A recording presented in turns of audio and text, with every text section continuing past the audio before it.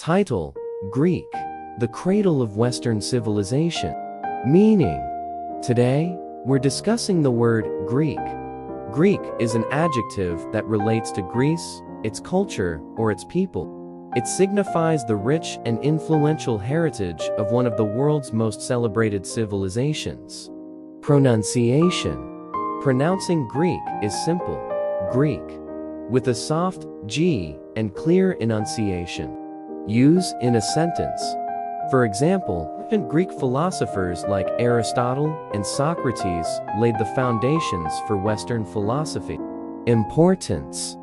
Greek culture, philosophy, language, and contributions to art, science, and governance have had a profound and lasting impact on the development of Western civilization. Conclusion. In summary, Greek is a word that represents a remarkable cultural and historical legacy that continues to shape the world today.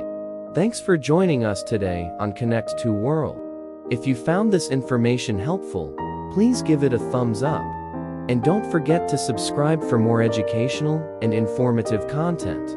Stay tuned for our next word exploration.